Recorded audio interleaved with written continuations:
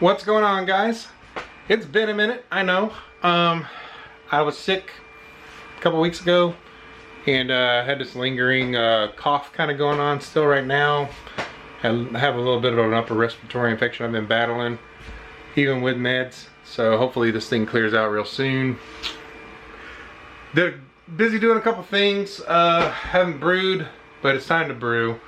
I'm not gonna brew in this video, but I'll talk about what I am going to brew with the claw hammer clawing one here soon. And I'm actually probably gonna do this in my kitchen because I can.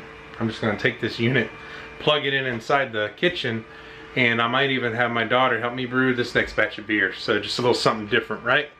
So let's talk about what I got and what I'm probably gonna brew next. Brew-Q on the block, bone roll grill hot, smoke in the sky and the hops in the pot, fire on the grate, malt in the tank.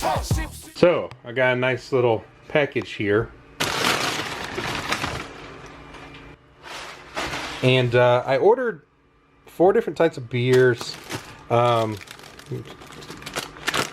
is this speckled heifer. I got these from Adventures in Homebrewing, or yeah, Adventures in Homebrewing, I believe. But it's also Northern Brewer. They're all the same conglomerate at this point. Like, they all bought each other out, and so you know it is what it is. But also I got this. What is this one? Blue Loon White. If you can't figure out what that is a wit beer. Clone of the Blue Moon beer. So yeah, that one. You can move these aside as I go through them. They package them in little plastic bags. It's kind of convenient to put the hop schedule with the instructions and everything. And I will need to pull those apart and figure out what the grain bill is so I can put it in Beersmith. But yeah, I also got the grain bills here. Not crushed, of course, because I want to crush them to a more coarser crush for this unit. This unit likes coarser crush, just like most of the all-in-ones. And also it'll keep a lot of the grain out of my boil. But we'll see how that goes. Also, this one is a American Pale Ale. So I'll be brewing an American Pale Ale at some point for the summertime. That's a good summer beer. I'm just going to throw these on the ground. I'm not worried about busting them or anything because they're not crushed and it'll mostly stay intact. This right here is the Peanut Butter Conspiracy beer.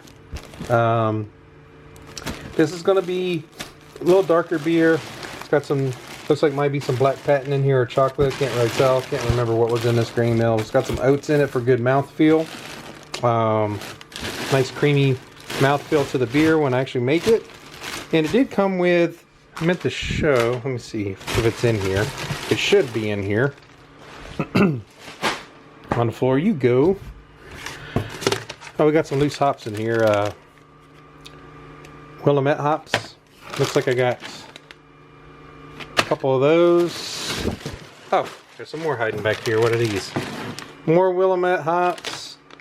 And these look like to be Chinook.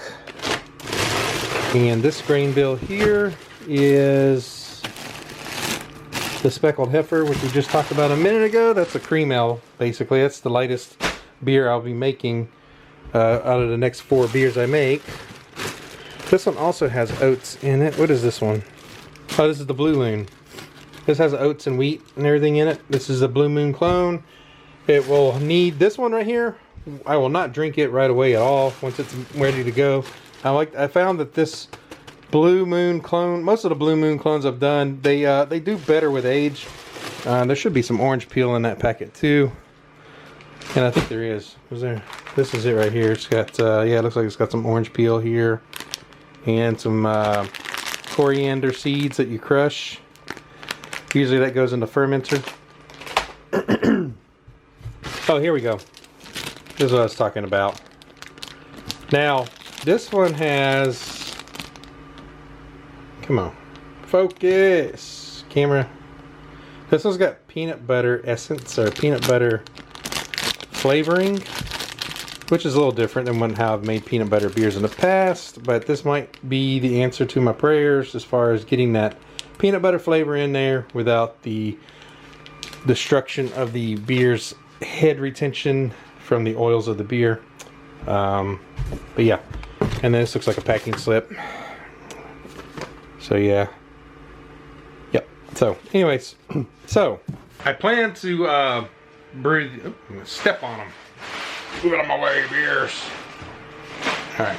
Anyways, I plan to brew those this year.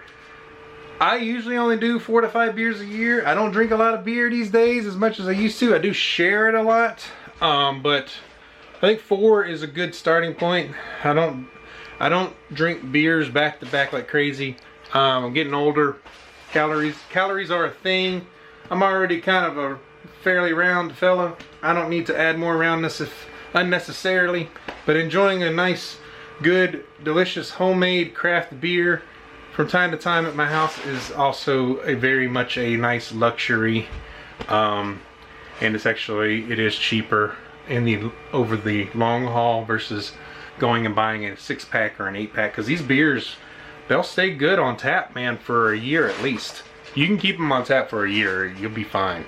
Just keeping them nice and refrigerated, it kind of keeps them, you know, preserved to a degree. And now, a year and a half, you might start looking at dumping them, because you'll start to get clumps and stuff in your beer for the proteins or whatever that might still be in there. But like I said, I've always brewed in here in this brew space. It was primarily a brew space. Had a very long table there, if you can remember, with the Clawhammer modular 240 unit. I just found I really don't want that long table there anymore, and I was looking at all-in-ones. Clawhammer hit me up to see if I'd be interested in playing with theirs. So I am. It's a pretty cool unit. I may actually look at trying to program this one this next round, but I might go manual with it. I mean, the modular unit was pretty manual too. It's just making setting temps and everything and timers, and this one is more timer based. So you put in your timer and everything, and then ding ding ding ding, and then you put in all your stuff. So it's not so you do have to set timers on it, from what I can tell. I haven't played with it enough. I've only brewed 2 batches of beer on it so far. I got 4 more batches that are going to go on it. The last one I did was that pumpkin beer where I sparged it. I'm not going to sparge this next one. I'm just going to do a full boil, or a full-blown volume in there again, and see if maybe my crush was the issue last time, because I think my crush was the problem the first time I did just full volume brew in a bag kind of deal. So we'll see, man.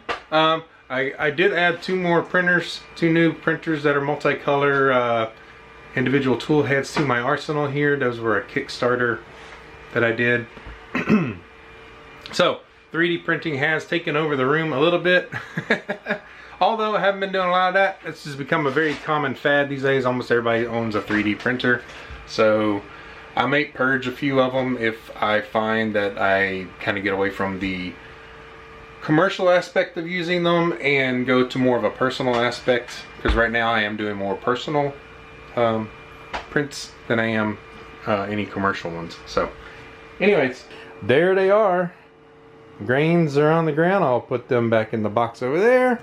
And my daughter, who's about to be 9, I may incorporate her on this next brew video just for fun. She's interested, so hey, we'll take this guy inside the house, and we will probably brew it all inside this next round. And it will be a different type of video. It won't be just me and you. It'll be just the regular dynamics of my kitchen in my house. So be ready for that one. It will be a different type of video, and I hope you enjoy it. So guys, I hope to get that one posted here soon. I don't know when I'm going to barbecue again. Once I figure out what I'm going to do. But I know I got this awesome Lone Star grill unit outside that I've cooked on just for the family for dinners here and there, but I haven't actually done any videos.